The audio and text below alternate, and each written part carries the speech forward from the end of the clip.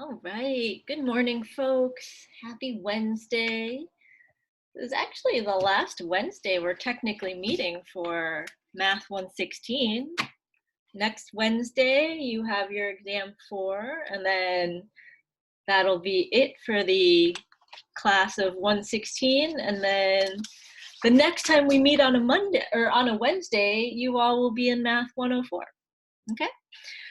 So we are going to go ahead and get started this morning. I'm going to give people maybe another 60 seconds or so to trickle in.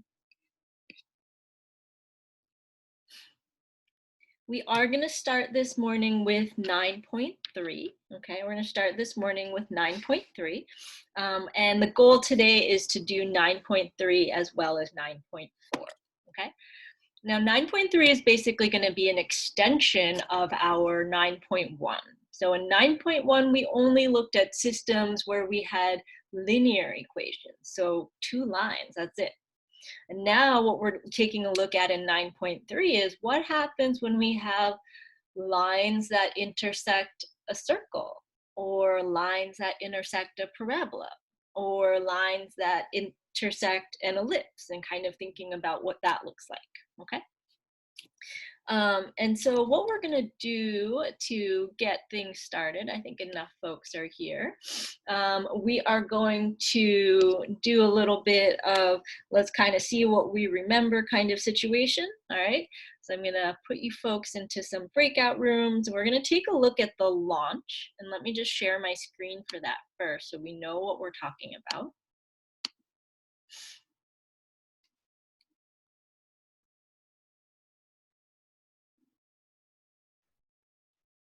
Okay. So this is 9.3, and there's 2 questions here, okay? I'm gonna give you folks about 10 minutes in your breakout rooms, again, mostly to just kind of play around with those, think about some strategies.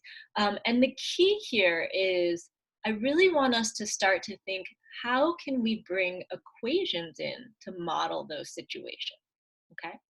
So you can talk about it sort of logically with your group, but at the end of the day, what we're really looking for is like, how do we kind of construct equations to go with these word problems, okay? Are there any clarifying questions before I whisk you all away?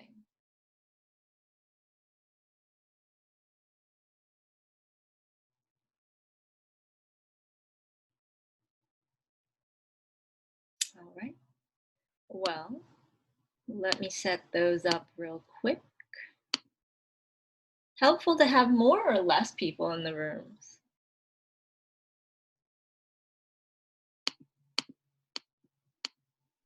More, okay, cool. All right. Don't forget you have that whiteboard feature that you can write on the screen. Even if you don't have a tablet, you could just use your mouse. It's not quite as nice, I think. It can be a little clunky, but it is a nice way to kind of visualize the work that you're trying to talk about. Okay. All right. So you folks are in 4 breakout rooms, and I will see you back here in 10 minutes.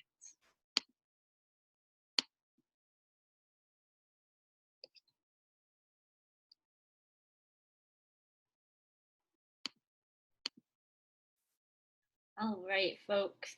I think we've mostly made it back. I heard there were some weird things happening today in the transition to the breakout room, so I apologize for that. Hopefully you had somebody else in that cyber room with you. Okay, so the purpose of these problems is a few things, okay? I know that for some of us, word problems are traditionally something that we just do not like, okay? And that may be the case, but at the same time, as we move forward in math, it's gonna be important for us to really be able to take an equation or take words and translate them to an equation, okay? All right, cool. So I know that probably was not enough time to solve both problems, or maybe not even one, but I did want to talk about the process real quick, all right, and just kind of highlight a few things. So when I'm looking at problem number 1, as soon as I read the first sentence, I stopped and I wrote an equation that went with it, okay? So the two numbers that add up to 300 is highlighted in the green, and then the equation below that's highlighted in the green is the one that goes with that, okay? Same thing with the pink. One number is twice the square of the other number, okay? And just a couple things to remember, that is at equal sign, all right? And we need to be really careful about our language here, because this does not say square root, it says square. So we want to make sure we have a power of 2, not a square root. And so in this case, even though there's a square, I think that this should be the kind of question that we're like, oh, we should use substitution. Because they're telling us x equals this, so everywhere you see an x, you should put in 2y squared, okay? And so that's where I did the little note that said substitution. And after I substituted, I got this line, 2y squared plus y equals 300, okay? So I would say that's sort of like the first half of the problem. Like, you set up the equations and you use both equations to create one equation.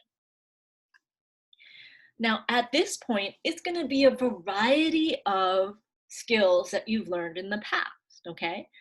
Primarily, I picked this question because this is a situation where you have to know how to factor, okay?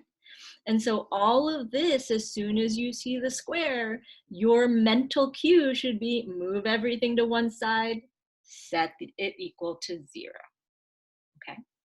We want that pathway in our brains to be super, super strong.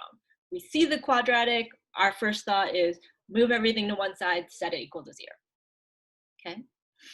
And then we need to be able to factor. We need to be able to determine whether we can factor or whether we can't. And if we can factor, we should be able to do that, okay? So you factor, you set them each equal to 0, and you actually get 2 sets of answers. So one potential solution is that y equals 12 and x equals 288, okay? But another possible solution is this one here, where you have y equals negative 25 over 2 and x equals 312.5, all right? Now, this question intentionally does not say only the integers. It doesn't say only the integers. It says any numbers. What are those numbers? Okay. And when we look at our answers, we probably could have guessed and checked the one in the box, but it would probably be a really long time of guessing and checking before we got the one in the bubble, okay? Now, these are considered nonlinear equations because this one right here, this one is linear, okay? X plus y equals 300. But this one is non-linear. All right, because I have the square. I know that the equation in pink is like a sideways parabola. And because I'm looking at a line in the green and a sideways parabola in the pink, let's kind of put some pictures with this. So if I have a line, and again, I'm not really sure which direction it goes necessarily, but let's say that the green line looks like this. And the pink parabola, oops, wrong way. That one opens this way. From that picture, how many solutions should we have?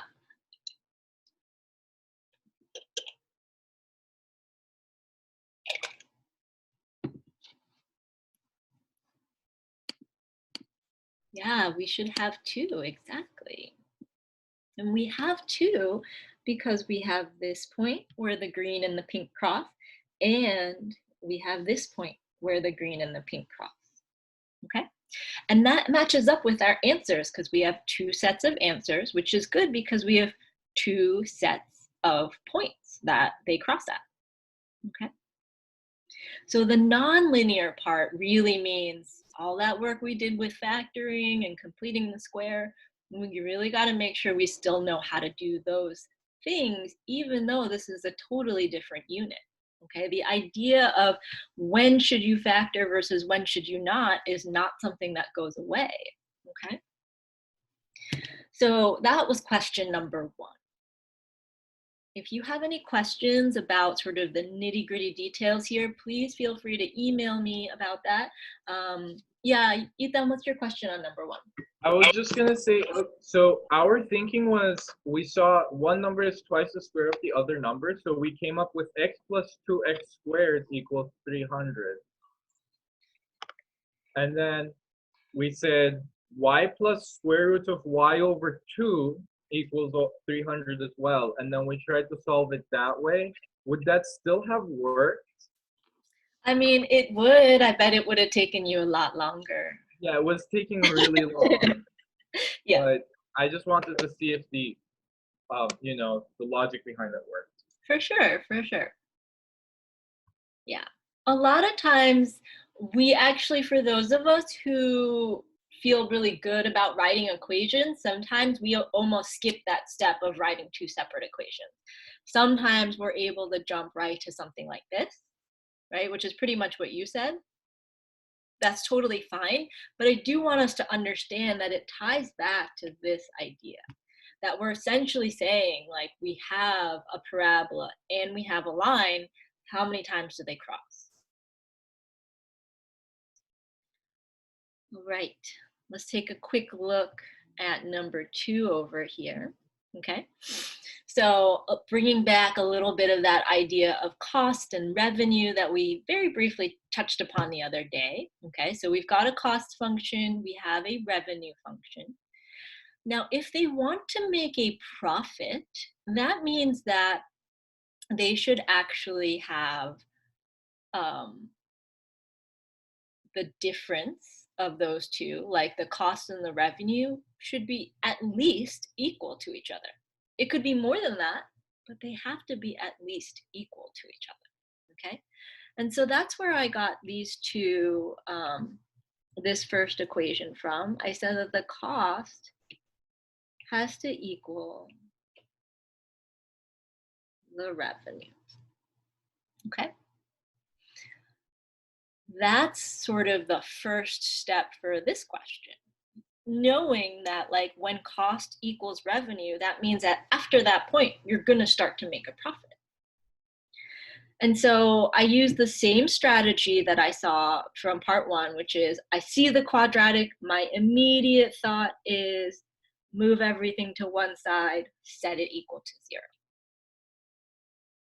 And so that's how I got the next line, 5x squared minus 110x plus 150.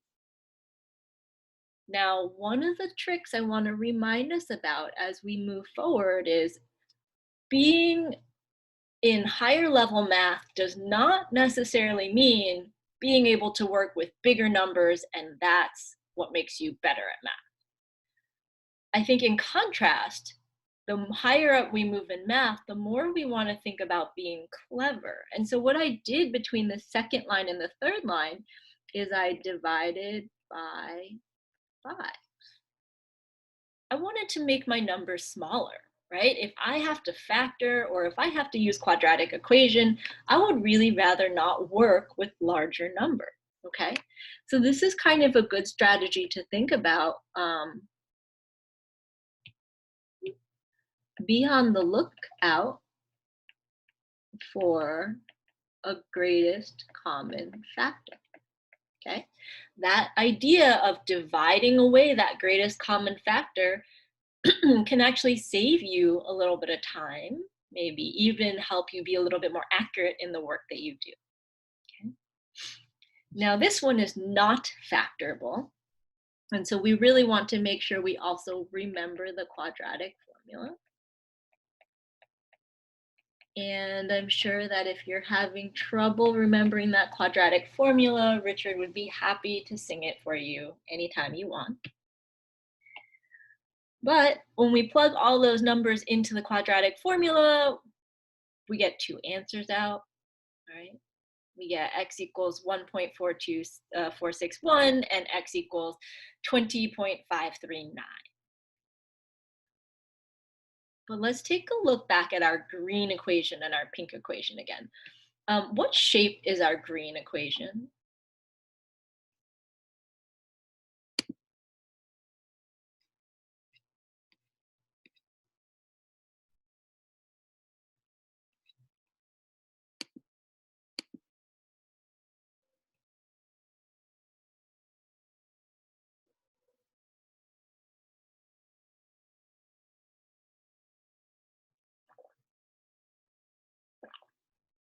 It's a parabola.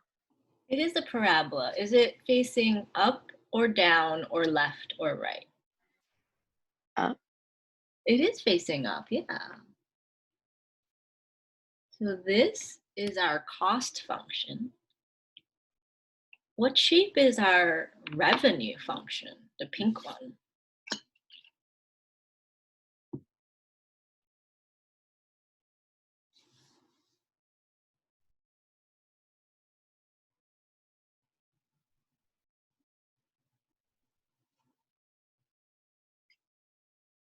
Yeah, it's facing down, and it also happens to be a parabola.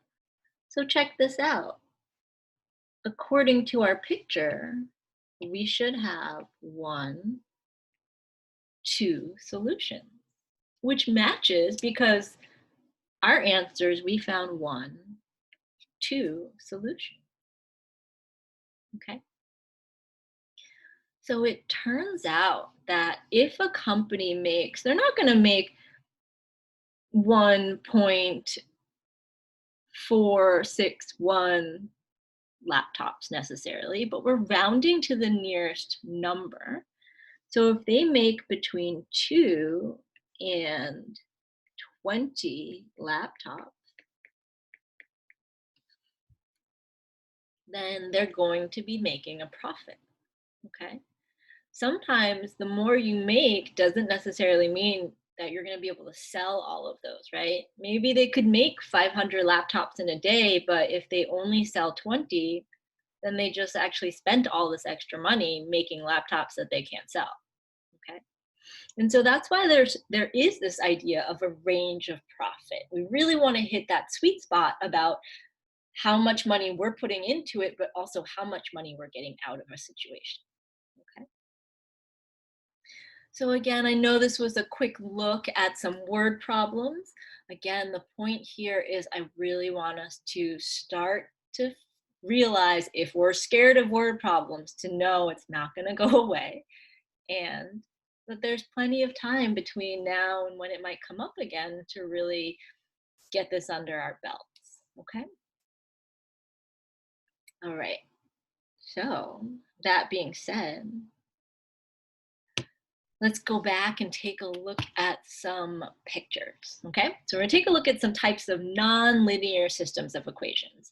And first up, we're gonna take a look at a parabola and a line. So I feel like, I don't know if folks can draw on here, but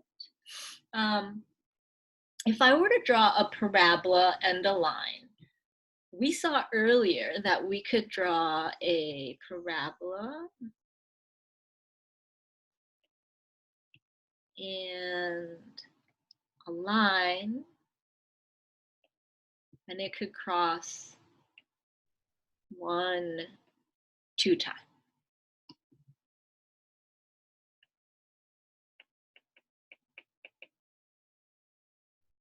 Okay. My question to you is, how can I modify this so that I only have one intersection?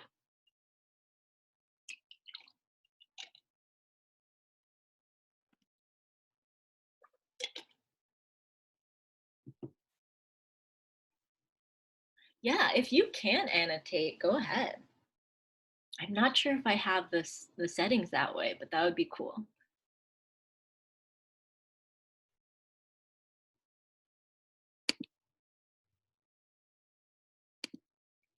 Cool. All right, we got one parabola.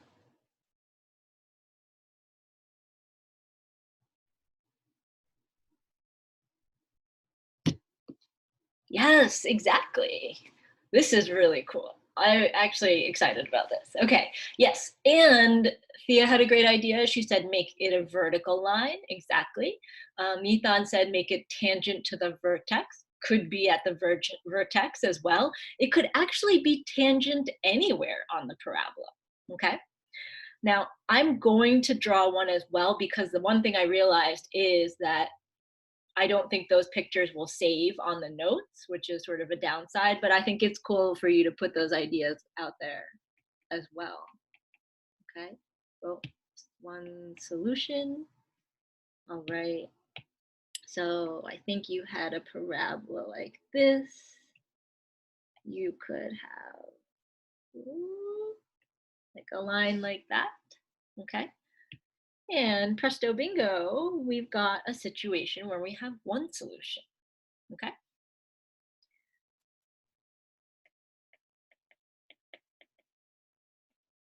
What about zero solutions? How can we draw a situation where we have no solutions between a parabola and a line?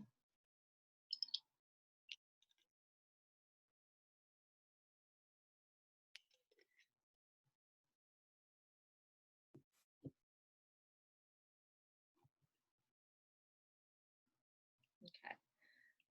So yes, exactly. I'm so glad that someone drew that diagram. So we've got a parabola facing up and a line. And if we were to extend, like put arrows on the ends of the parabola, it keeps going up forever and ever. Exactly. It's never going to intersect that line below.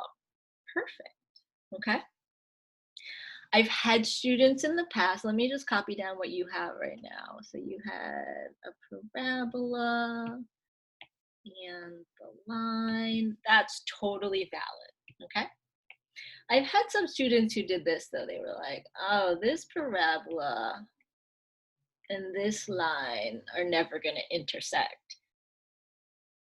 And sometimes to make their point, they'd like draw the parabola like really small. They're like, well, it's just a really small parabola. But I think we know that last situation doesn't really work because the arrows are there, whether we draw them or not. So at some point, that sideways parabola will cross that line. So we really want to think about that line more like a directrix, right? It's sort of on the outside of the parabola. That guarantees your parabola and your line will never intersect. Cool. Press and hold. Oh, really?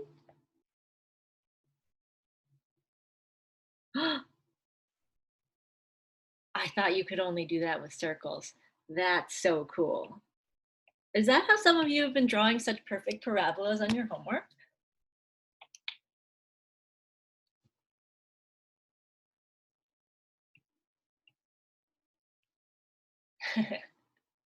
Cool, cool.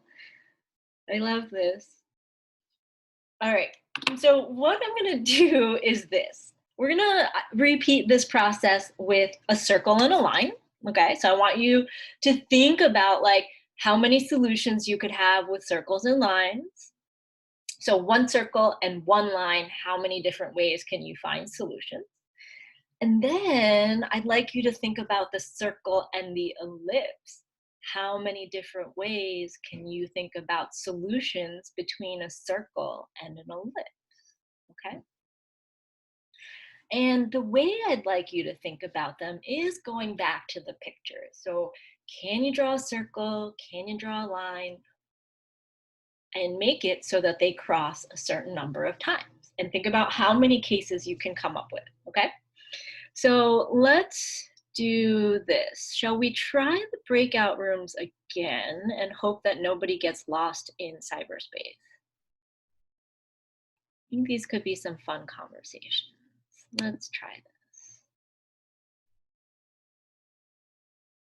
All right, let's do maybe about like 7 minutes to draw some pictures.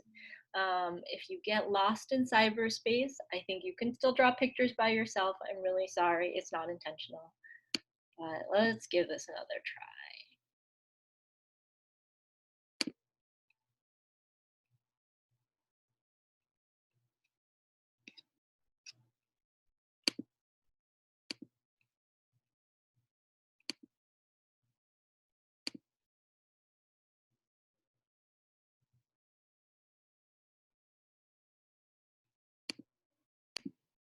There we go. Okay.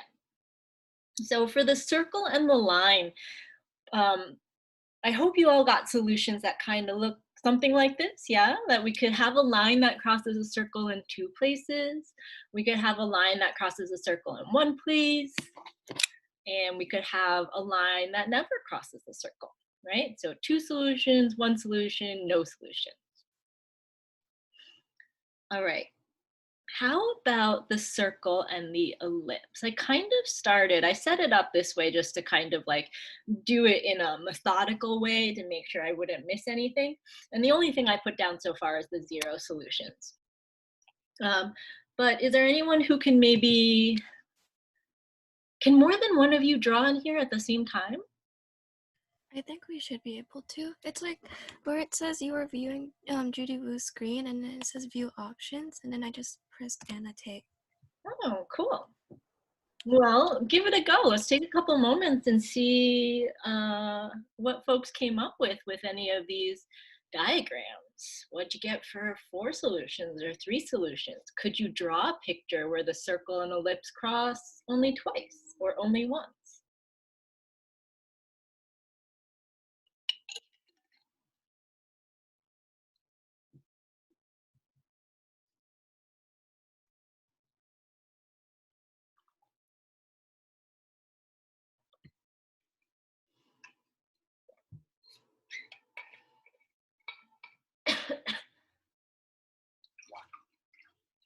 Folks, these are so good. This makes me so happy. I really like this part of the lesson, and I was nervous about how it was going to go online because I like to have folks come up and like draw things on the board, but I didn't really realize that we could do that.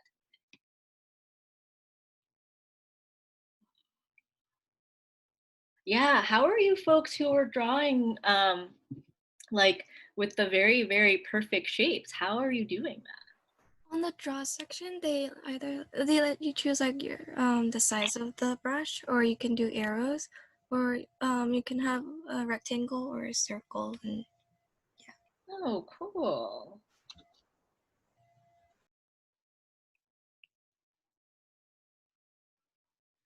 Well, this seems like a good tool also for if you folks are studying together in like a Zoom room or something like that, just to kind of think about all the ways we can. It does kind of look like a solar system, right? That 3 solutions one, I was like, oh, it kind of looks like a. Which planet is it that has like the rings? Saturn? Saturn has rings. Jupiter has rings. No, Jupiter has moons. I don't know. Things I should know for trivia, right? Oh, if you press shift while drawing a shape, it will make it a perfect circle or square. Okay.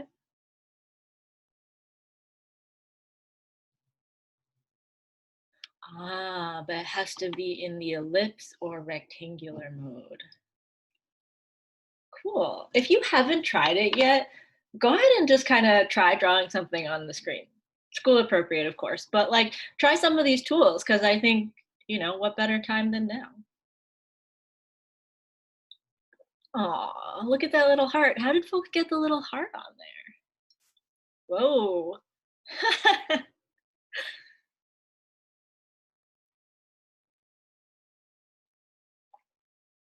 Yeah, let's take some time to figure that out right now. Oh, there's a stamp feature. Where do you find the stamp feature? Oh my God, there's star stamps. This is the best day of my life right now. when you press annotate, and then it has mouse text, so I can like literally type a text or draw, and then next to it stamp. Oh, okay. So I have sort of a toolbar at the top of my Zoom screen, and there's like the mute, the stop video, the security, whoa, the participants, and then like the second one from the end for me it says annotate. So hopefully you could see that one. If you click on the annotate, yeah, then you should see the stamp ones, the erasers, you can type, you can spotlight. So that arrow is the spotlight one. Oh, this is a sad stamp. The X.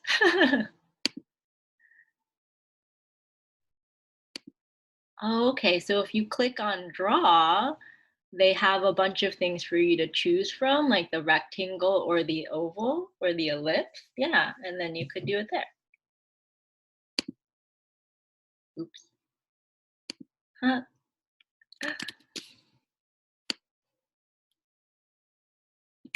Cute. Makes me happy. All right. So let me take a moment and try and regenerate some of these one solutions so that it gets on on the saved notes. But yeah, exactly. The one solution is you have a circle and actually I wonder.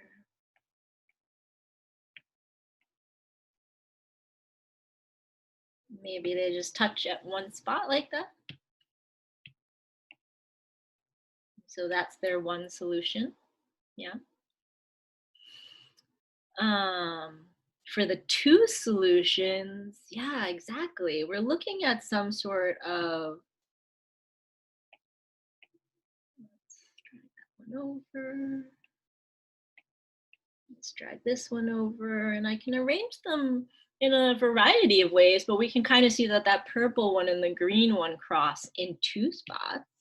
Namely, they cross here and they cross here, okay? But it could also be like, let me see if I can get this. Whoop, nope, nope. Yeah, like that would be one solution for the red one, and then nope, nope. Right there would be one for the other solution. Okay. With the three solutions, I think that is a beautiful photo or diagram. I hope I can replicate that. Whoops.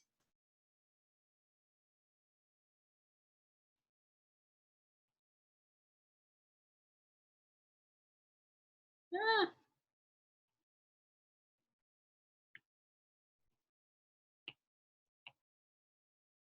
Okay. Let's maybe make this a little bit longer.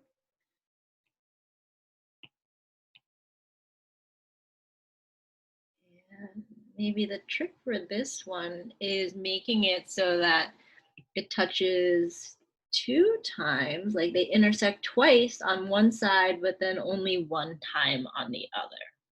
Okay. All right, the four solutions I think is also a great one. So let's see if I can duplicate that. We've got an ellipse, and then we'll go back and grab the circle. But we're gonna make this circle a little bit bigger, right?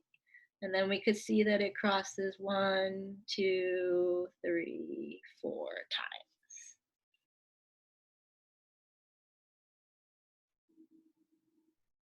And then, why are there so many question marks by the 5 solutions? And how come no one put anything in for 5 solutions?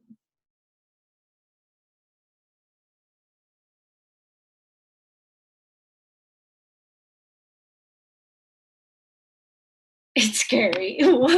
What do you mean by it's scary?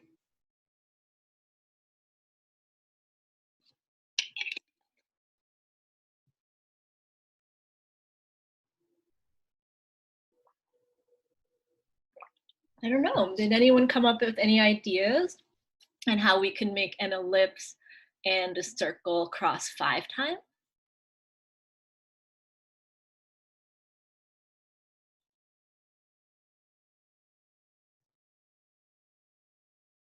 Okay, well, I'll let you folks kind of play around with that and see. I know some of you are very visual and artistic folks out there, so I don't know, kind of doodle around, see if you can come up with a circle and an ellipse that cross 5 times. Okay. Mm. So maybe we have a circle and an ellipse that are exactly the same shape. Yes, then they would be the same, but that's more than 5. Okay. Well, sometimes we don't resolve everything. Sometimes we need a little, think about it, see how it goes kind of situation. All right, I like these ideas. like the 4 solutions on one, but one on the edge. Ooh, okay. Someone attempting it right now? That's looks like 2.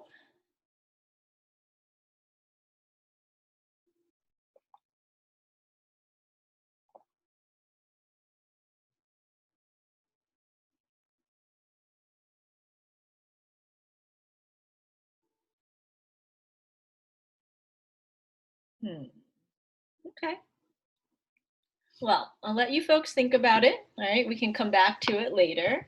Oh, we've got 2 intersections there.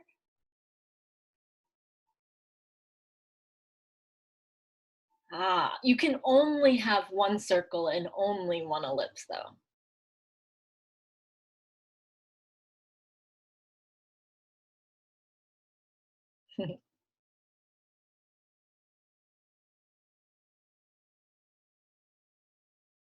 One, two, three.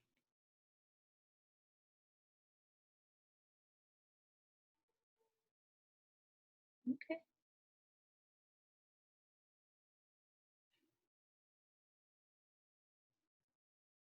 All right, I might have to, oh, this is weird.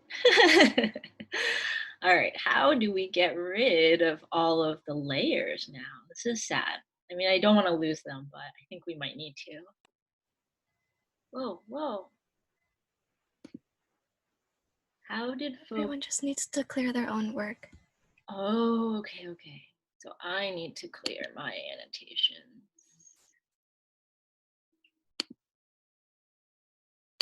Oh. Okay, cool. Oh, yeah, you can tell that I have not used this feature before. Yep, there's a save button. We can save it next time.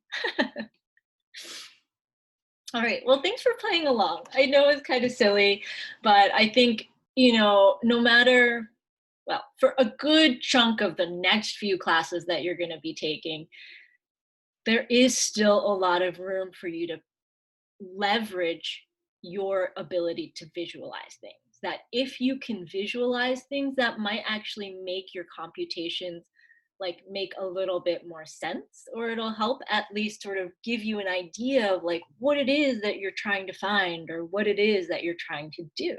Okay. And so that's why you'll notice for all of the questions in today's section, I said solve it graphically because I want us to be able to graph. This is why we did a lot of the work with the parent functions. This is why we've done work with the conic sections even. So we're going to see some conic sections in here. But then I want us to also make sure that we're improving and growing in our algebra skills. So now we're saying, okay, I can graph it, but now we can also solve it algebraically. And why is it so important that like sometimes we remember that plus minus sign? Okay, that's actually going to be a big part of our conversation today. So let's take a look at example number 1 here.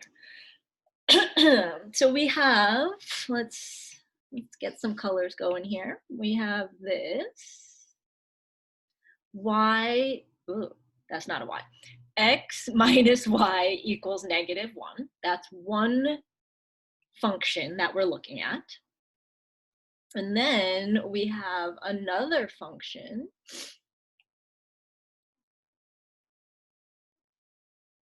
I honestly spend too much time picking colors sometimes. Like, which color should we use this time?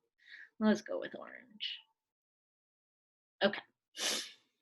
So we have y minus, oh gosh, we have x minus y equals -1.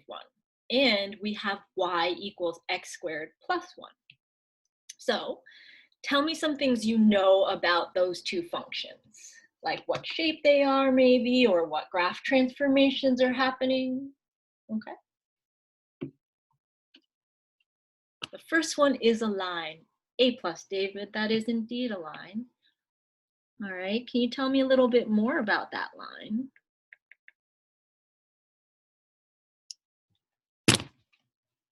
Or can someone else tell us more about that line?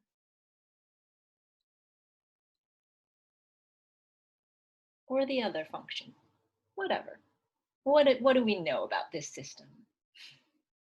Okay, because we see an x squared, we know that the second one is a parabola. Yay. Can you tell me the direction of this parabola? Because now we know they could be up, down, or right, left. Which direction is this parabola? It's facing up, good. Okay, and let's see. David said that the line has a slope of -1/1. Let's see. Maybe it would be helpful if we isolated y. So x plus 1 equals y. I know that's usually backwards from the way we normally write it, but I could see here that the y was negative, which means if I move it to the other side, it's going to be positive. Okay, David says, how do we know which way the parabola goes again? So if it's an x squared, okay, and that was one thing on the last exam, a lot of people were like, well, it's the first one, but it's the what variable that's squared that tells us the direction. So if I have an x squared and it's positive, it will face up. But if I had like y equals -x squared plus 1, that would be like a facing down situation. And if you made it y squared, then we would be looking at parabolas that open side to side. Yeah, exactly. Okay. All right. So back to the line. Now that we've sort of rewritten it, when your y equals mx plus b form, what's the slope? What's the y-intercept here?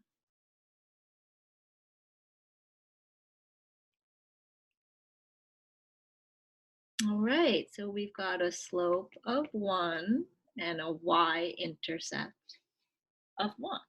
Okay. And for our parabola, tell me, are there any graph transformations that make this different from a regular parabola where you cross at the origin?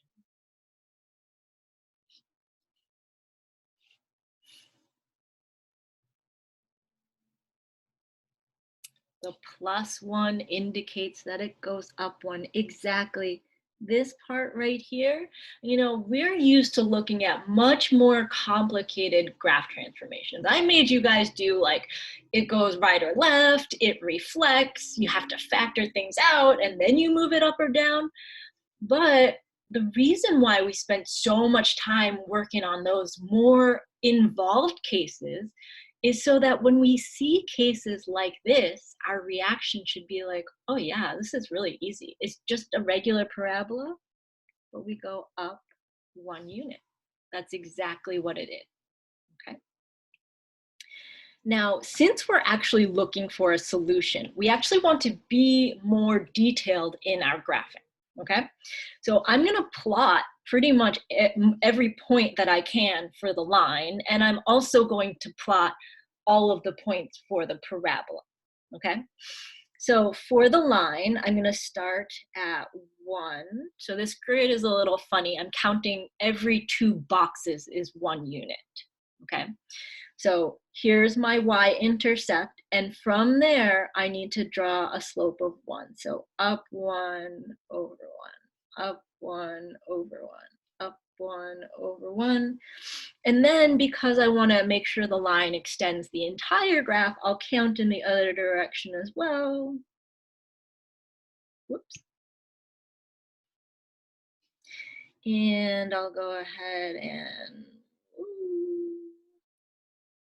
make that all connect. And there I've got my line, okay? Now I know with lines, we're used to drawing pretty accurate lines. Like most people will draw 2 points, get a ruler, connect it, and then it's pretty accurate, okay? One of the reasons, so if you've ever lost points on, like, maybe I said, I want you to plot all the points on the parabola, and you were like, well, I don't know, I just sketched one real quick, like, how come I can't just do this? Is for this case precisely, which is if we randomly draw a parabola, even if it has the right vertex, we might not be able to tell from our picture what our solution is. So we need to make sure that we're fairly accurate about the points that we plot, okay? So we know that our parabola doesn't move side to side, it only moves up one. And look, our first point that we have on our parabola is already on that pink line, which means we have one solution guaranteed. There might be another one, I don't know, we kind of have to graph and see. So here's our vertex. Now, from your vertex, all right, let's think about plugging in some other points. So if I plug in 1 for x in the orange equation, what y value do I get out?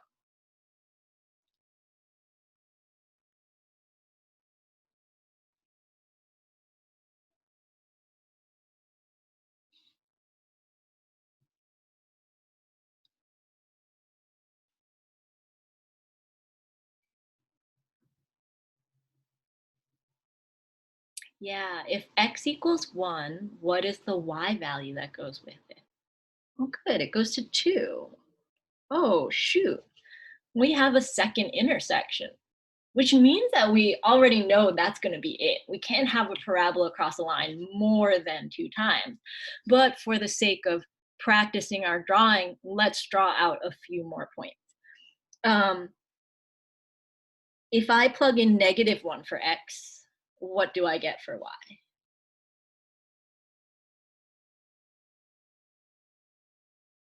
2, okay. And some of you might have been able to find that using symmetry, okay? You know that if you get half the parabola, you can draw the other half, okay? What if we plug in 2, what do we get for y? We'll get 5. Oh, hi Arlette, good morning. All right, so 5 is off the graph. It's gonna be somewhere here. But if we connect the 5 points we have,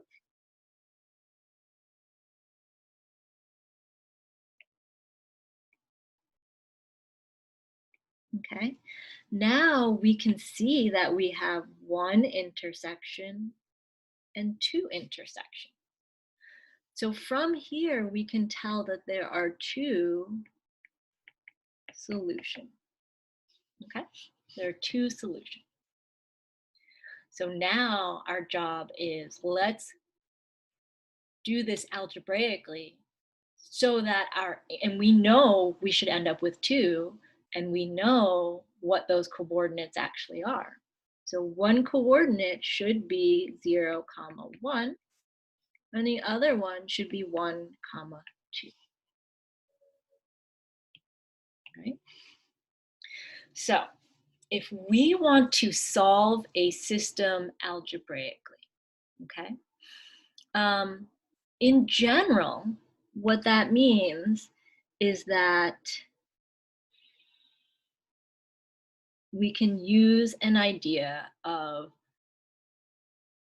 setting the 2 equations equal to each other, okay? But to kind of frame that a little bit better, if you have y equals 5 and y equals x, what does x equal? Yeah, x equals 5.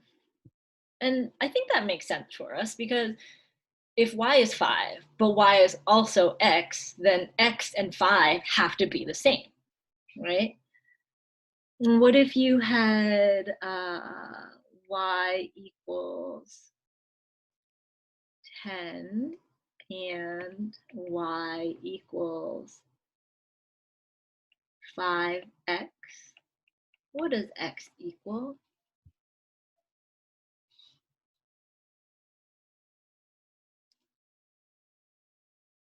Okay, you get 2, right? Because we know that 10 must equal 5x.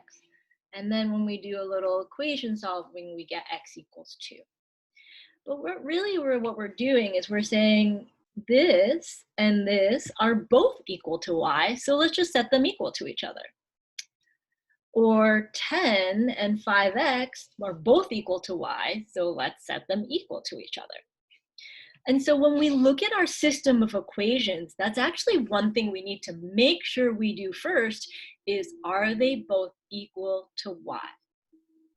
As soon as you have them both equal to y, then you can set them equal to each other, okay? So we can say that x plus 1, which is our pink line, is equal to x squared plus 1. Okay, so this is the pink line, and this is our orange parabola, and it comes from the idea, it comes from the idea that y equals y. So we're almost doing like a double substitution, okay? Even though they're different colors, the orange y is equal to the pink y. And so then we know y equals x plus 1, so we can substitute that in. And we also know that y equals x squared plus 1, so we can substitute that in on the other side. Okay? Now is the time to like go back in that toolbox and think, oh, how do I solve this question? Okay? So what are some ideas that folks have around this?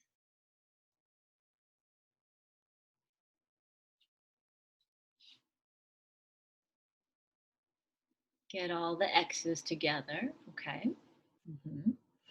So let's go ahead and, which one would you like to move? You want to move the x or you want to move the x squared?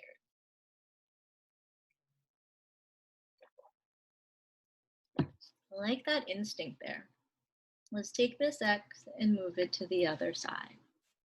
We get 1 equals x squared minus x plus 1. Okay, even better, right? Let's move all the x's together, but as soon as we see that quadratic, again, that brain pathway that I want us to have and be so strong in, we see the x squared, we think automatically, move it all to one side and set it equal to 0 so that you can try factoring. And so that means that we'll also move that 1. So we'll get 0 equals x squared minus x. And then 1 minus 1 is 0. Okay. So we've got 0 equals x squared minus x. How do we solve this right-hand side? Like, how do we factor that?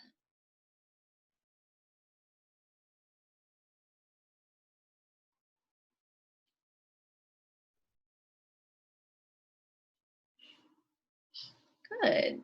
We can actually use one of the ideas we saw earlier, which is look for the greatest common factor. Turns out there's an x in both terms, so 0 equals x times x minus 1. Okay. And now we can say x equals 0 and x minus 1 equals 0. Okay. Now this one I need to do a little bit of work, add that 1 to the other side. And now I have my two x values. And check this out, 0 and 0, right? One of our solutions is the x value to one of the crossing points. And 1, 1. The other x value is the x value for the other intersection. So when we're solving these equations, like, let's keep in mind, these are intersection points. And so if I leave my answers x equals 0 and y and x equals 1, I haven't finished the problem, right? Because in order to know where two functions cross, I need to give someone very good directions. I need to give them an x value and the y value that goes with it. So how should we, or could we, find the y values that go with those x values?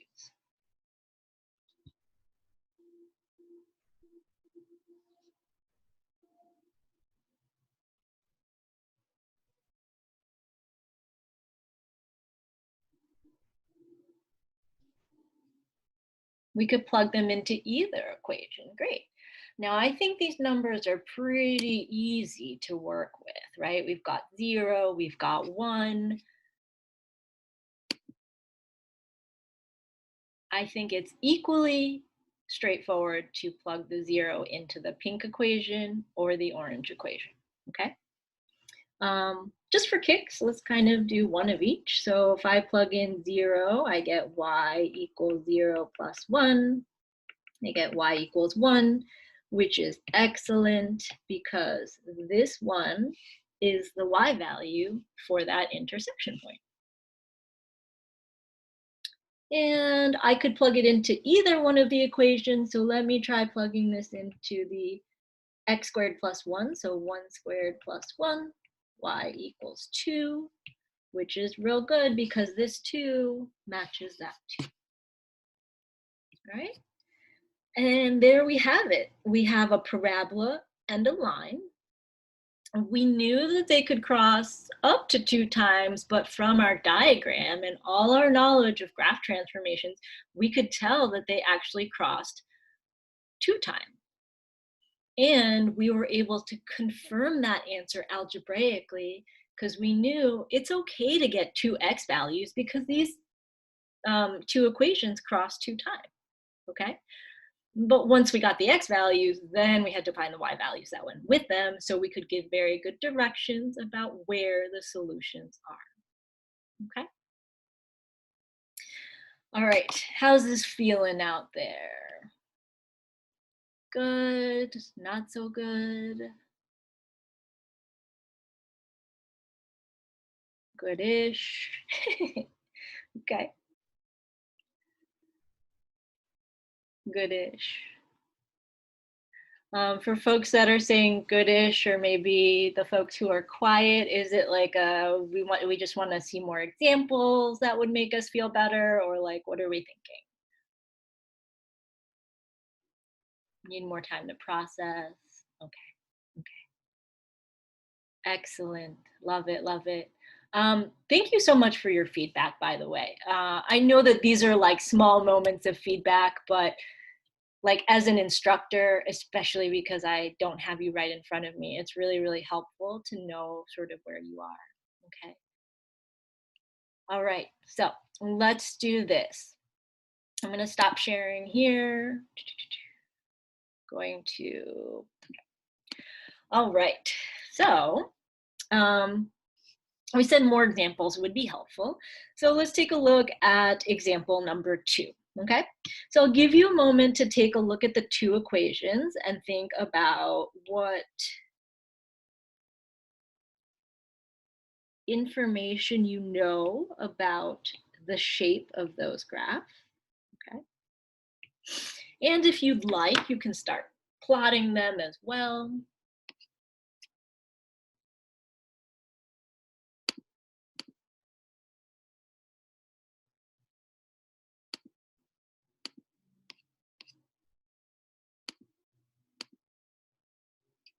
All right, so take a moment, unpack what you know in example number 2.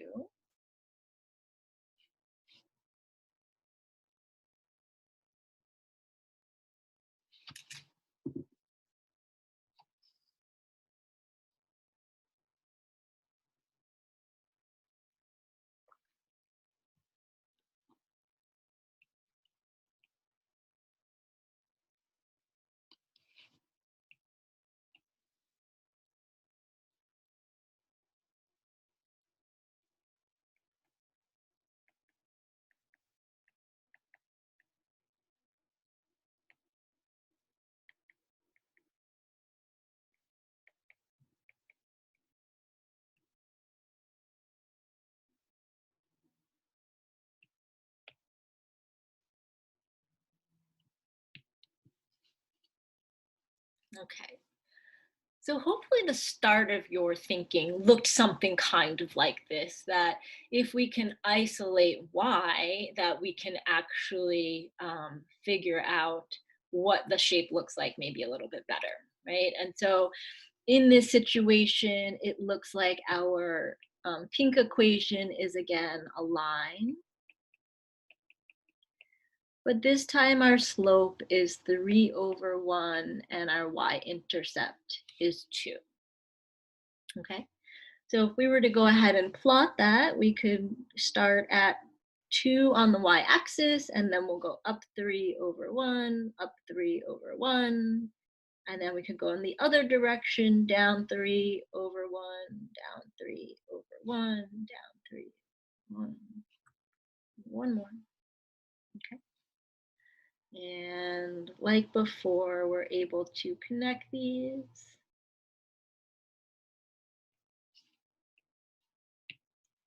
And because we're looking at the picture, we want to make sure that we can extend the line across the whole graph to make sure we catch any intersection point. Yeah, so the slope comes from, whoops, the slope comes from this number, the coefficient in front of x, okay?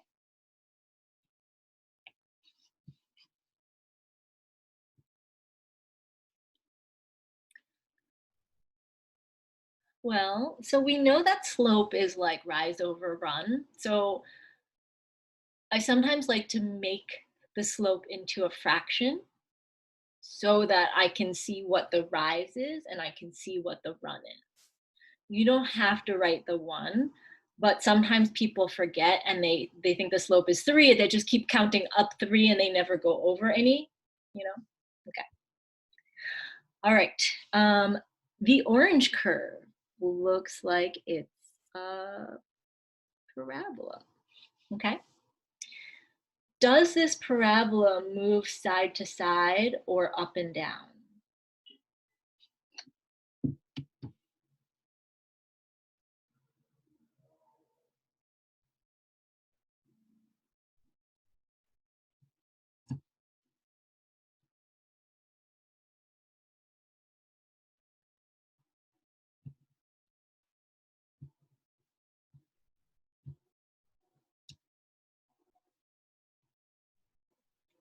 Right. Does this parabola move side to side or up and down any? So when we think about whether it's going to move at all, we need to have like an x minus a number, or we need like a plus sign at the end. And in this case, we don't really have either of those, okay? And so this is almost the case where I know we didn't practice this one a lot, but Brian is correct. It does get stretched. This is a vertical stretch of 2, okay? Meaning that we're going to take all the y values. Y values are twice as big as a regular parabola. Okay. And if you're not really sure what that looks like, then we can just kind of plug in points, right? So let's plug in 0 for x. If we plug in 0 for x, we're going to get a 0 for the y, right? And when we plug in 1 for x, we're going to get 2 out for y. So normally with a parabola, that first point is like 1 and then 1. But this time it's 1 and then 2, okay? What if I plug in 2 for the x? What value will I get for the y?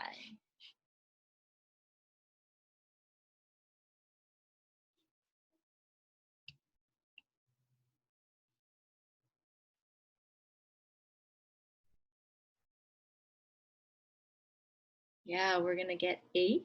So 2 and, whoa, 8, perfect. Well, looks like one of our solutions. Okay, and then if we use the idea of symmetry, we can plot the other point. So this point has a symmetrical point on the other side. And then this one at 2, 8 is also at negative 2, 8. And now when we connect these, oops,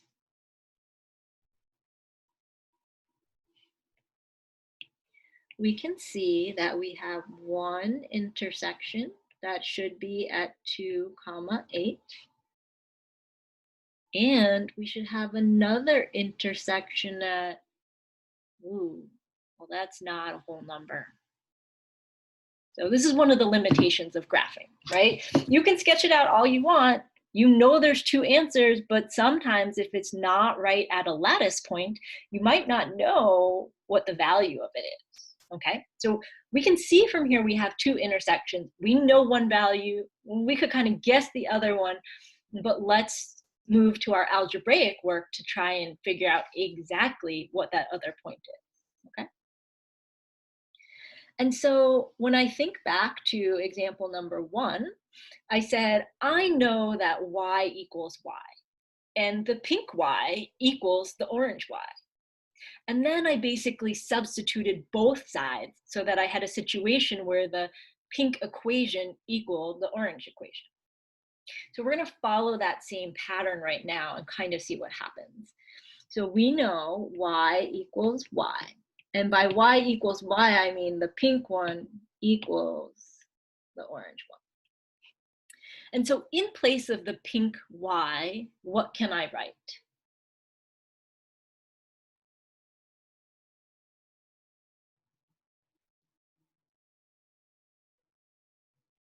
Yeah, I can replace that with 3x plus 2. Now, similarly, for the orange y, I can replace that with 2x squared. Okay. Now we have our equation. 3x plus 2 equals 2x squared. And we're going to think about what we did last time. Last time, Thea said, let's move all the x's to one side. And I loved that idea. And then Eric made it even better. And he was like, well, let's just move everything to one side because we see the squared, right? Well, I see a squared. I see 2x squared. So in my brain, I'm automatically thinking, move all this stuff to the other side, set it equal to 0. So 0 equals 2x squared plus 3x plus 2. Okay. Now, this is a time when we do need to remember how to factor, right? So that factoring extra credit wasn't really like, oh, you're only going to need it for this test, so let's do it then. But that could be something that you kind of keep going back to help yourselves remember how to factor, okay? So let's kind of do this process of the factoring. And let's do it in blue. So if we think about the factoring by area, we put the b value on the top and we put a times c on the bottom, right? So 3 is our b value, a times c is on the bottom, 4. Now I need to find a pair of numbers that multiply to make 4. Okay, so times to make 4, but add to make 3.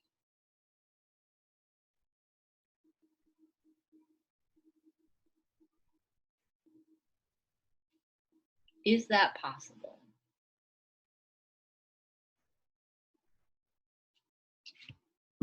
Ah, good catch, good catch. So this is something I've actually seen on a few people's papers where they're just working so fast that they're like, yeah, just move it to the other side. And I know you need to switch the signs, but we really want to make sure we catch that for ourselves, right? So let me just change those to a minus and a minus, right? Because I move them to the other side, so it's a negative 3x and a negative 2. Okay, well, how does that change the x situation? I need a -4, so I need numbers that multiply to make -4, but also add or subtract to make -3.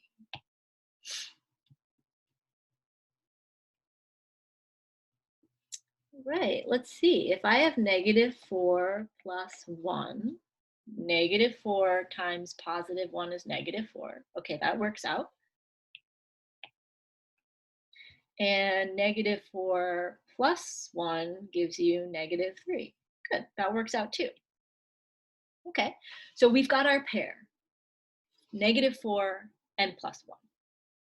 Then we move into our area model.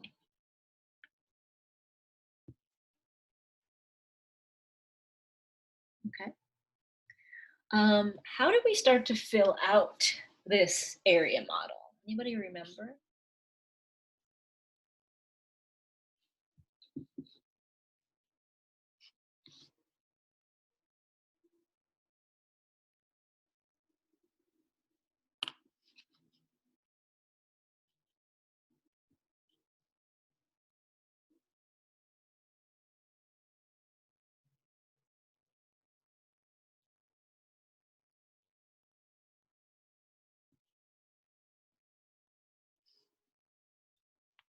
Well, usually I go back to the equation. I pull the very first term and I put that in here. Top left-hand box. Yeah, and then that -4 and the 1 do go somewhere in the box, but let's think about where they go. So they go in the top right and the bottom left. Now I already wrote these in, but we want to make sure we understand those numbers represent the coefficients of the linear term. So like it's not just a -4, it's a -4x. And it's not just a +1, but it's a +1x. Okay. Now, the last box is actually your built-in check, right? So if this number at the end matches with all the rest of your work, then you know you factored correctly. And I think so often in math, we're like, oh, I mean, I did the problem. I don't know how to check it other than I looked over my work again. So I guess I'll just hope that it's either right or wrong.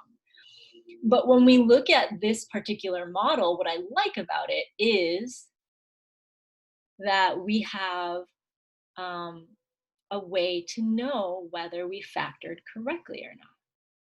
And so we're going to save writing in the answer in that bottom right-hand box until we found the outside part, okay? All right, so in order to make 2x squared, I could do this. Like I need a 2x and I need an x, right? And if I put an x on this side, that means this side is also x.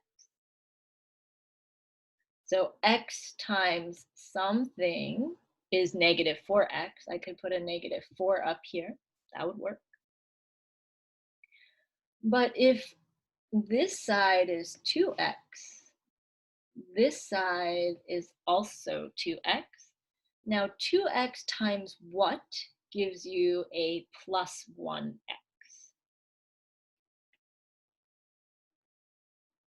Yeah, we could do +1/2, okay? But generally, we try and keep our numbers whole numbers if we can, right? So if I wanted to think, is there a whole number that I can multiply 2 by to get 1? The answer would be like, no way. So all that means is you might want to go back and switch the initial order of your 2x and your x.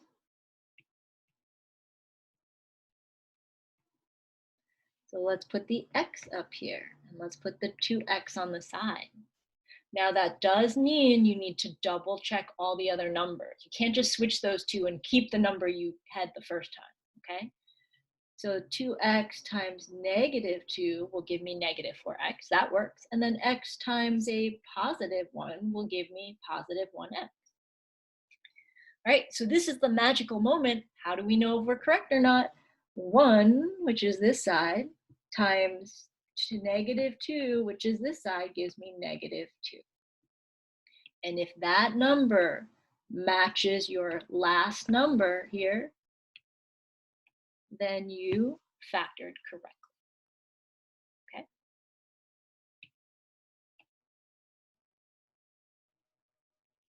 All right.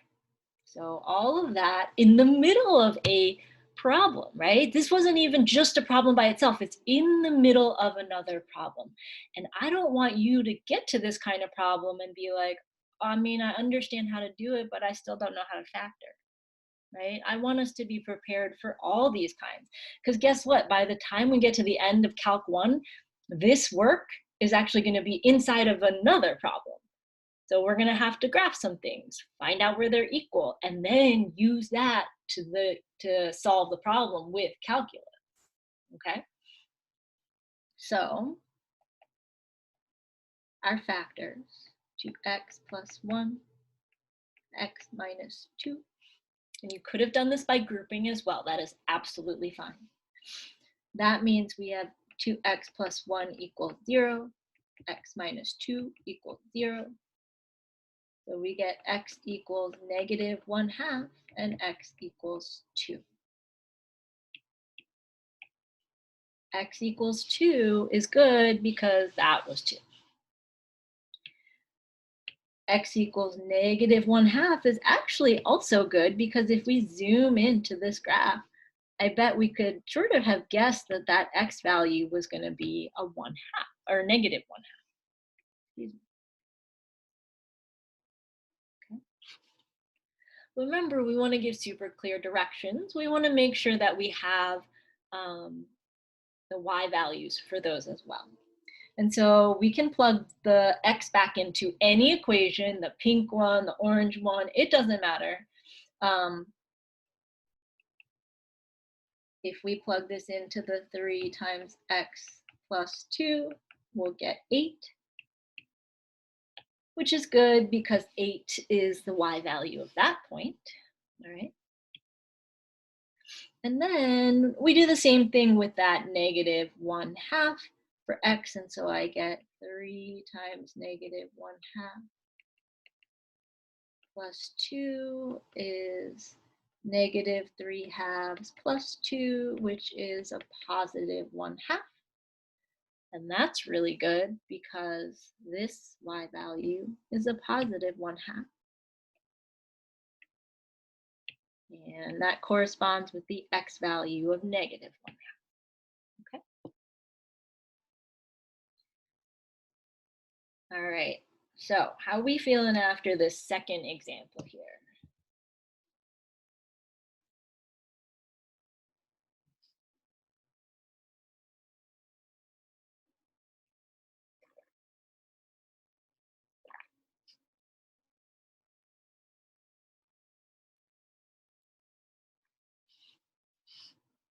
Good. A little bit better. Somehow a little less good. Okay. That happens. That happens. All right. Okay. Well, let's take a look at what else we have.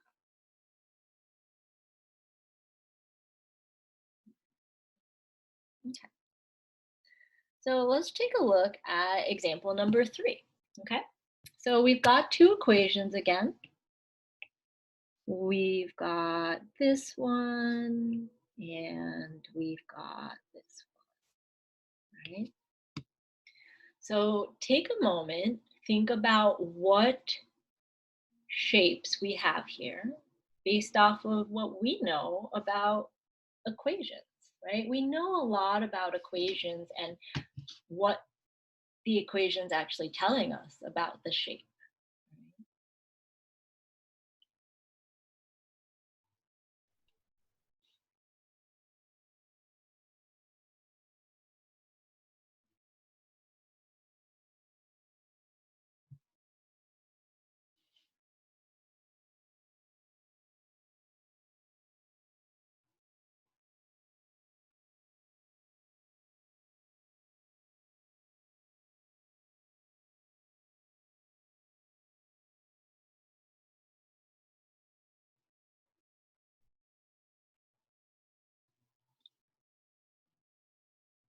Ooh, I love it. Isis, which one is the circle?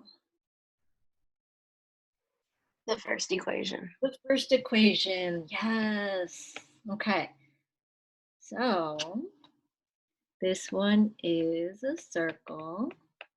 And when we think about circles, the important features of a circle are the center and the radius, right? We don't need to worry about the foci or the vertices. We just need to know where's the center and how far out do we go in that direction. And so from here, I bet we can tell that the center is 0, comma 0, right? Because I don't have any like x minus 2 or y plus 2, right? I don't even need to complete the square. It's already done for me. So we have a center at 0, comma 0. What is our radius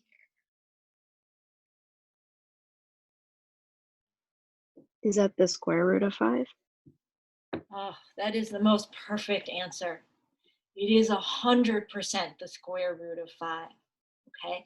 Now, the reason why I chose this question is because sometimes we're like, I think I take the square root of 5, but we're so used to that number being a really nice square root that when we get a case where we have a square root of 5, we're like, I don't know, square roots are weird. Maybe I'm wrong. Maybe it's just 5.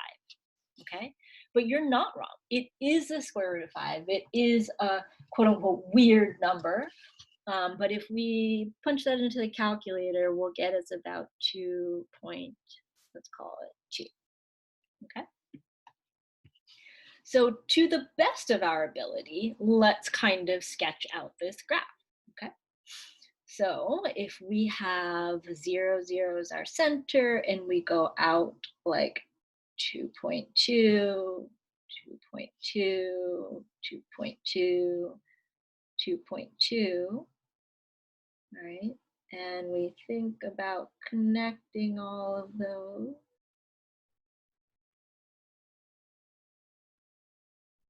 Hey, that's not bad for a Wednesday morning, right? So we've got our circle here. Now let's take a look at the orange equation. What do we know about this orange equation?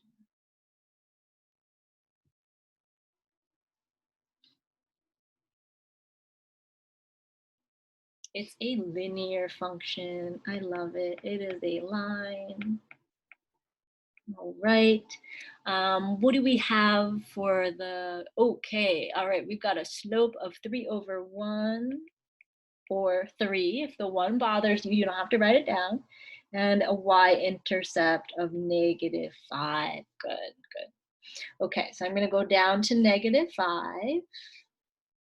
And then I'm going to count up 3/1, up 3/1, up 3/1. And I'm going to connect those points.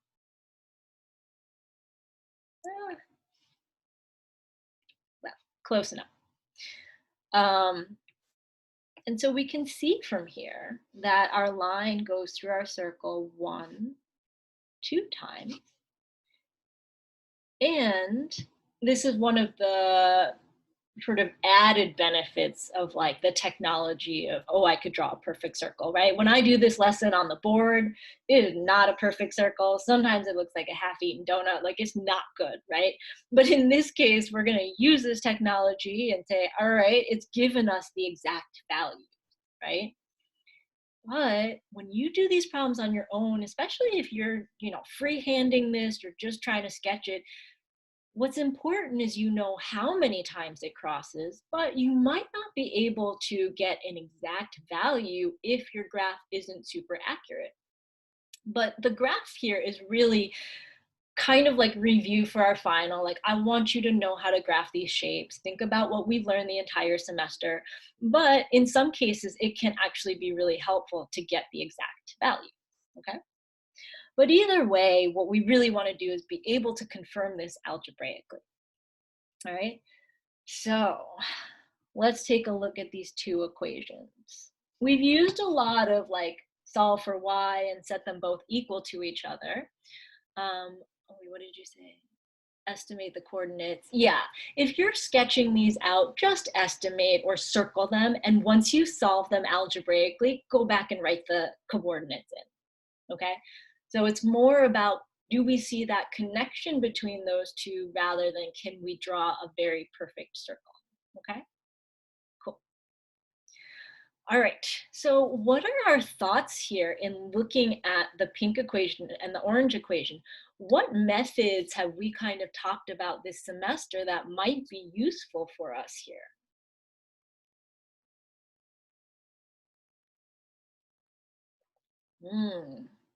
Substitution, tell us a little bit more. Like, what are we substituting?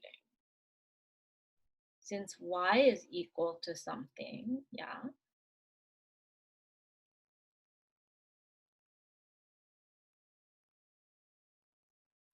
So like in this equation, you have y equals 3x minus 5. Perfect. We can take that and we're going to plug it in everywhere we see a y. Okay. All right. So let's do that. So instead of x squared plus y squared equals 5, we have x squared plus 3x minus 5 squared equals 5. Okay. All right. What should we do from here, or what could we do from here?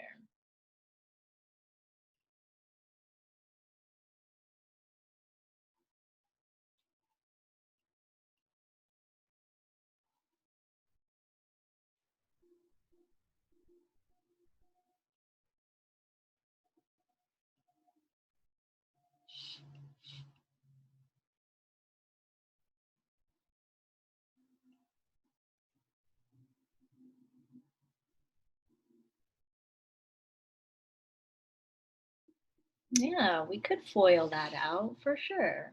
So we get, let's see, 3x times 3x is 9x squared minus 30x plus 25 equals 5.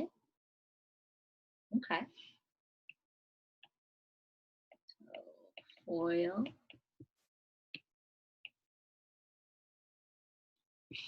All right. What do we want to do from here?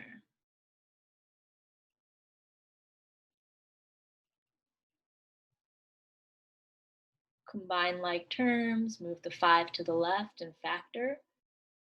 I couldn't have said it better myself. All right, so 10x squared minus 30x plus 20 equals 0.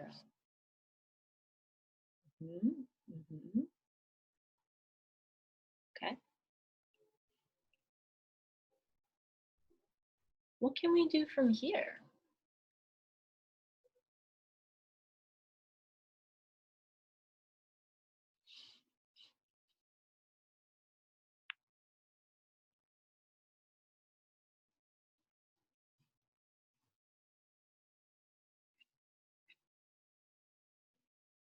I love that. Factor out that 10, divide by 10, but yeah, exactly. We are looking for getting rid of that greatest common factor, right? So we have x squared minus 3x plus 2. Well, gosh, that looks so much better to work with than the other number, right? And now, pretty sure this is factorable. And I think we get x minus 2 times x minus 1 equals 0. Right? This is looking good because I think those x values are going to match with the x values from our picture. X minus 2 equals 0, x minus 1 equals 0. And x equals 2, x equals 1.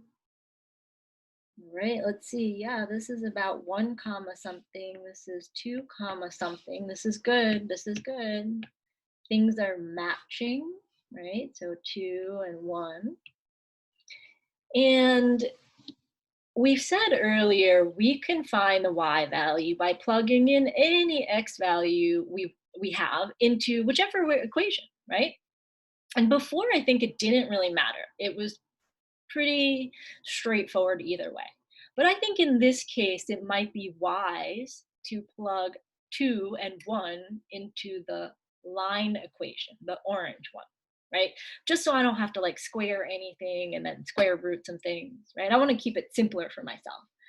So y equals 3 times 2 minus 5, or y equals 1. And that's a 1 value, so that's good. This 1 is that 1. And then y equals 3 times 1 minus 5. That is 3 minus 5 is negative 2. Negative 2 is good because I bet that value, if we look at our graph, is negative 2. Cool. All right, so we've set up our equations. It's not exactly step by step like the other ones we did. But I think what you folks have been really good about doing is trying to almost zoom out a little bit and see the bigger picture. And that's really important, okay? And you're willing to share your thoughts on why you're choosing to do something that you are. And that is part of this process, right? What we're doing here is really learning how to make decisions. Like, how do we know that we should substitute here? How do we know that we should FOIL? How do we know that we should factor out the greatest common factor, right? And the truth of it is sometimes you should and sometimes you shouldn't, but the more practice we do, the more we can kind of see, oh, okay, I get where this came from, right? All right, so 3 examples in, how we feeling. Things getting worse, things getting better, things about the same. Oh, good. I'm glad it's getting better. I know it's always a little scary when you're like, I don't think it's getting better yet. I don't know. Trig is, if you are a visual kind of learner, I think Trig is actually pretty cool. Lots and lots of applications for sure. Okay. So let's do this.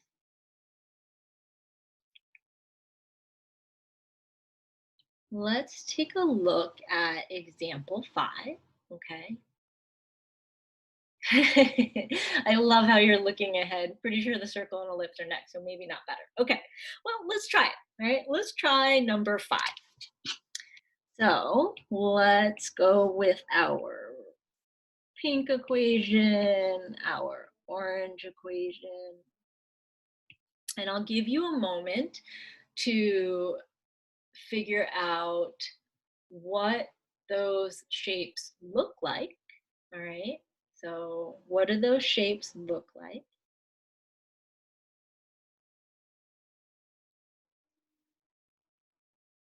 And what features might be important about those? Yeah, I think that's a fair statement, Eric. I think that it's not necessarily new information, but it's combining a lot of things that we've learned. So if you're the kind of student who like actively seeks out all the connections as you're learning material, then I think this is not really that new, right? But I think some people, it's like, well, I'm learning this one thing, and then the next day I learn this other thing, but they're totally not connected, right? I think that's how some of us kind of feel. But the reality is there are usually a lot of connections between what we're doing. Yes, we've got a circle, we've got an ellipse, perfect. All right, so with our circle and with our ellipse, what do we know about them? Like, where are their centers? Can we sketch a quick picture of them? What do we know?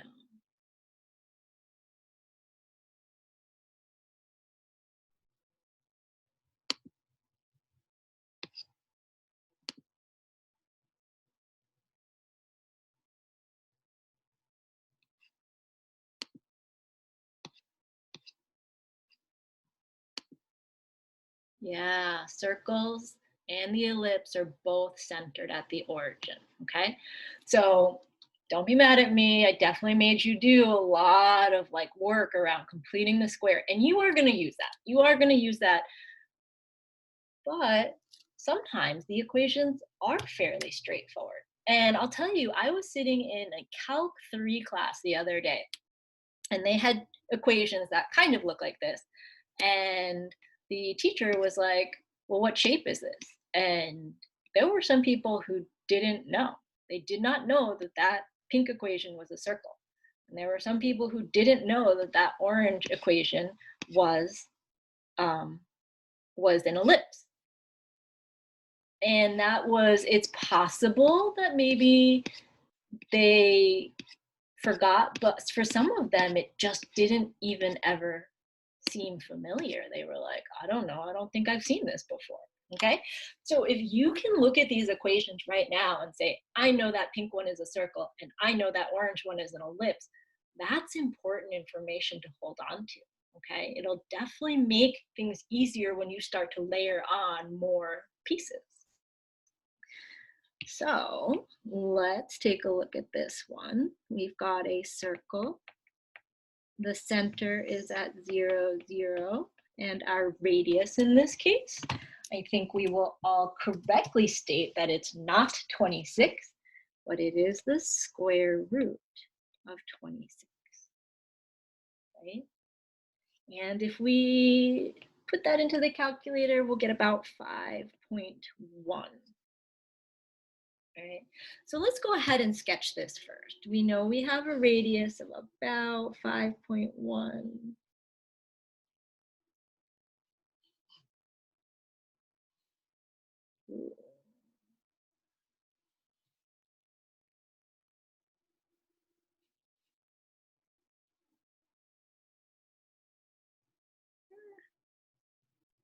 See, this is more like what usually happens when I'm drawing these on the board. Okay, close enough, close enough.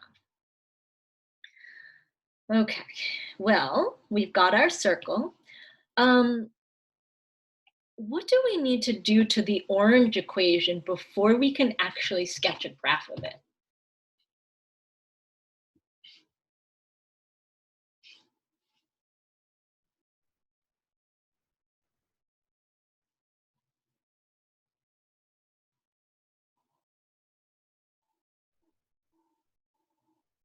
Square the 25.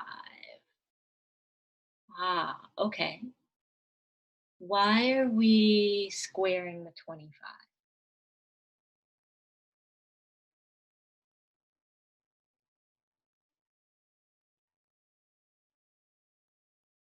Ah, okay. Factor out the 3 and the 5. Okay, so this is where I was giving us questions that were like way more complicated than this, right? And so our goal was we had to complete the square so that we could get like a number times x minus a number squared. Like we were trying to create that squared. But if you look at what we have here, we actually already have the squared. Okay, we already have the squared. And so one of the things that I've been really picky on for this very reason is I want us to not just work with the left-hand side, but I want us to understand what it has to equal. So when we look at equations of ellipses and hyperbolas, that right-hand side has to equal 1. Remember, that's sort of the last step. And a lot of us were sort of dividing everything away on the left side, but then we would never write the equals 1.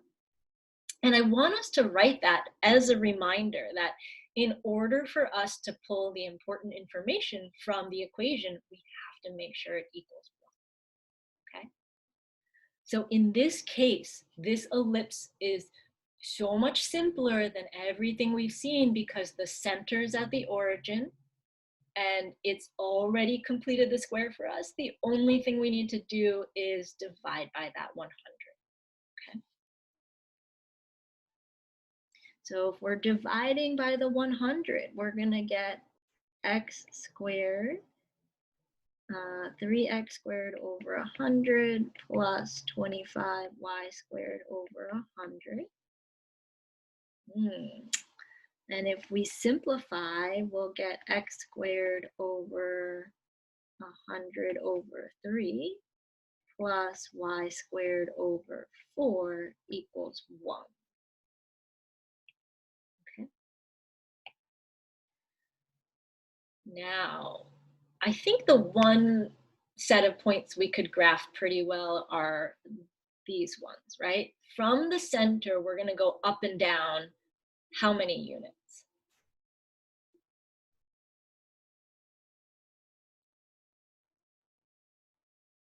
2, very nice. So 1, 2, 1, 2. So it seems like this is going to be an Ernie ellipse. It's going to be a little bit wider, right? Now this number, not so nice, but let's use our calculator to help us out. So we're going to have 100 over 3, and we want to take the square root of that number to know how far we're going to go side to side. And when we type that into the calculator, we get about 5.8. Okay. So 5.8, and about 5.8. And then if I connect everything,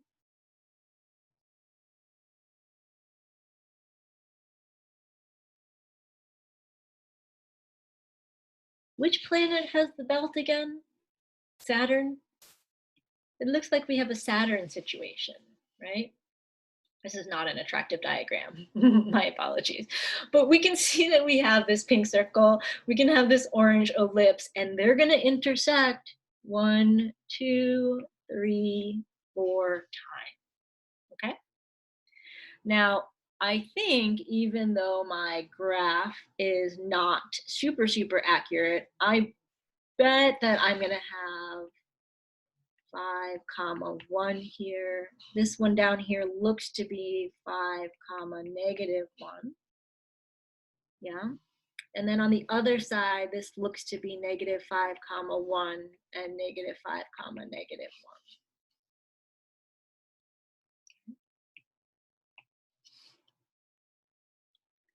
So at the end, we should get 4 solutions, right? And I think it was Yitan earlier who said, yeah, the degrees here maybe make a difference. Now, if we think about this, that is actually accurate, okay? So you can say that a circle, so a circle crosses a line at most how many times? 2, okay? And an ellipse crosses a line at most how many times? 2, all right. So if you think about combining those, there's no way you can get that they cross 5 times, okay? So if we almost scroll back up real quick to this chart with the 5 solutions, it is not possible to have a circle and an ellipse cross 5 times, okay?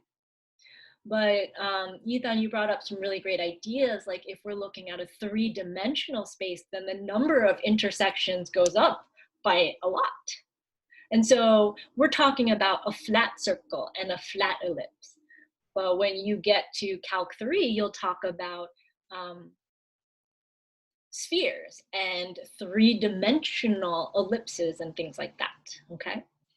So it was a trick, but it was also, I think, a really important thought process about like, how do we know for sure that things are or are not going to work? Okay.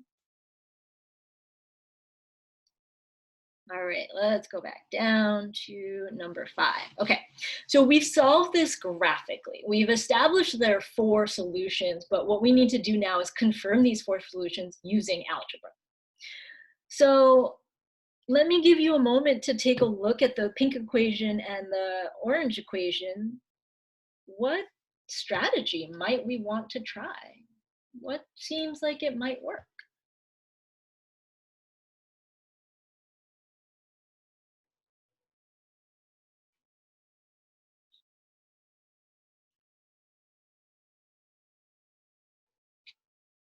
We could set them both equal to 1.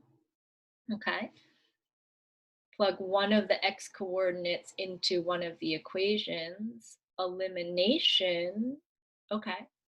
All right, so let's kind of start with the first idea. So with the first idea of setting them both equal to 1, this one would be x squared over 26 plus y squared over 26 equals 1. And then I'd have this equation equals this equation. I think that's definitely possible, but that's a lot of fractions I don't really want to deal with right now. Okay, so certainly possible. Plug one of the x coordinates into one of the equations. Okay, so remember, we don't really know that these x coordinates are where they are yet, so we can't really use those. But if I wanted to like take this equation, x squared plus y squared equals 26,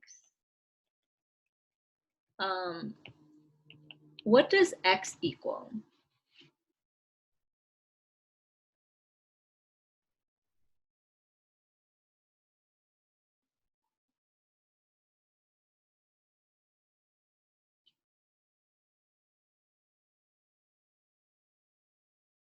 Right, if we have x squared plus y squared equals 26, how do we isolate x? Okay, so we're going to subtract that y squared, and then we'll take the square root. Okay, so square root of 26 minus y squared. So then by this idea, we would have to take 26 minus y, and we'd have to plug that in everywhere we see, whoops, not the y. Plug that in everywhere we see the x. I think that's actually not a bad idea, right? I think that the square root might be a little scary at first, but you're taking a square root and you're squaring it. So what you might get is 26 minus y squared plus 25y squared equals 100. I think that one feels fairly familiar. Let's see what happens with this, okay? But I do want to come back and talk about this elimination idea because I actually think that one is perhaps the most efficient in this case, okay? All right, so if we distribute a little bit here, we've got 3 times 26 is going to give us 78 minus 3y squared plus 25y squared equals 100. Okay, so 25 minus 3, this will give us 22y squared. And when I subtract that 78 to the other side, I get 22. Now, y squared equals 1. What does y equal?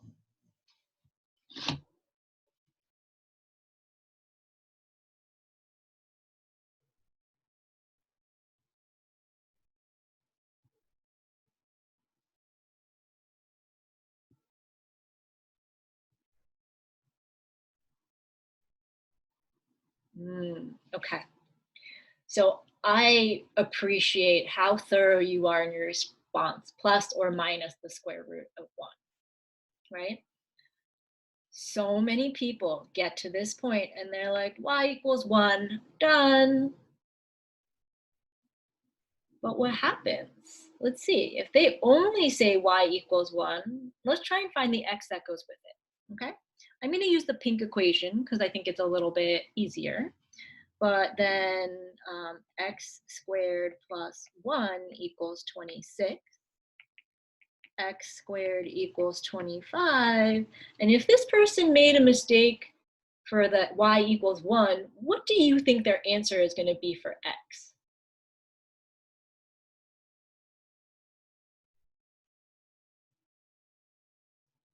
Like, what would they say x is equal to? They would say 5. And they'd call it a day. They said, I found my intersection, 5, 1. And you all would be like, well, here's your 5. Here's your 1. But overall, that person only got 25% of the solution. They only got one solution and there are 4. So that's kind of a lot that they didn't get, okay?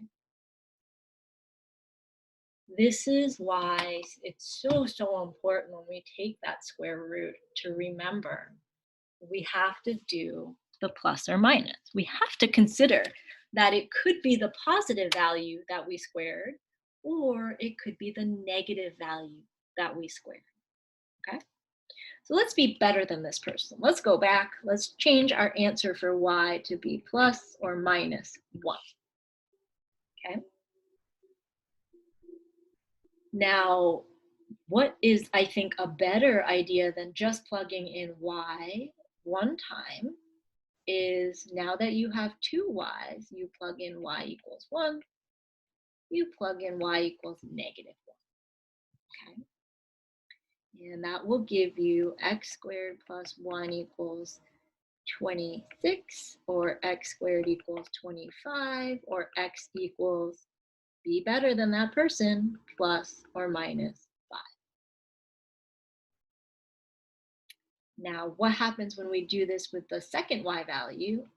X squared plus negative 1 squared equals 26. Same thing, x squared equals 25, or x equals plus or minus 5. Okay? So what this sort of tree-looking diagram tells us is that you can have 5, 1 as one solution, and 5, negative 1. Okay, because we keep this y value for both of those. Whoops. That's not what I meant to write. Negative 5, 1. We keep those that one y value for both of the x values. And we find there are 2 x values there which match with negative 5, 1. Whoops. Okay. So these 2 correspond to this top one and to this left-hand side one. Now, how do we get the other set of points? Well, we take our answers from the right-hand branch and we get 5, negative 1 and negative 5, negative 1.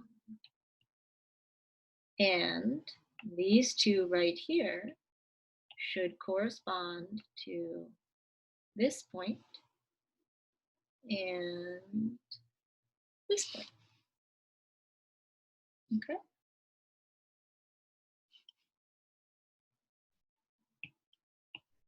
So if you wonder why folks like mathematicians are like, well, who cares about a plus minus sign? You just forgot one of them. When you layer it into a problem like this, you didn't just forget one solution, you forgot 3. Okay. And so that's why it's really important that we really make sure that we understand what it is that we're doing. Like when we see these complicated equations, all it's really saying is how many times does this circle cross this ellipse? That's all. Okay. All right, so it's about 213 right now. Do you want us to use a specific method or can we use any? Oh, right, the elimination. I did want to talk about that. I thought that was actually quite clever. Let me put this down here.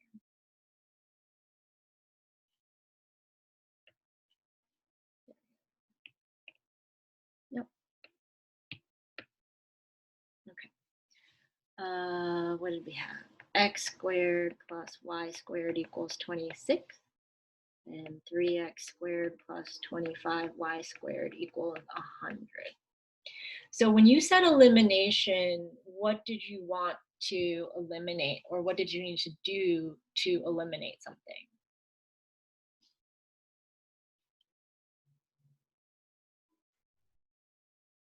Multiply by -3. I love this. Times -3. That's kind of long. So -3x squared minus 3y squared equals -78. Well, these numbers look familiar. 22y squared equals 22y, and then it's exactly the same as what we did before, right? So if you like elimination, like, you know, I'm already biased, but if you also enjoy elimination, this is a great way to get rid of one of the variables, right? If you're still feeling more secure with substitution, then I think there's nothing wrong with this other method either, okay? Yeah, anytime you have elimination, as long as all the letters match up together. Okay, so let me move back down to the other screen and show you what I mean. This equation, I think we call this one the pink one, okay, has the form, well, something squared plus something else squared equals a number, right? And if we look at this orange one, it also looks like this. Something squared plus something else squared equals a number. So elimination actually only works when the forms are the same. So that's why we didn't use elimination with the linear and a circle, or the line and a parabola, because they weren't the same form. But if they're the same form, then you can use elimination, okay? So it probably is actually good to understand elimination as well as substitution. Right, Christina. So if one is squared and then the other one's not, so if I had something that was like something squared plus something equals a number, what you could do, you could maybe eliminate this and this, but then you cannot combine this one and this one because one is like a y squared and the other one's just a y. Okay. The other thing is you want to make sure things are lined up in the right order. So if this one is an x squared and a y squared, you want to make sure the orange one is also like the x squared first, the y squared second equals the number. Like everything is in the same spot, then you can use elimination. Okay, cool.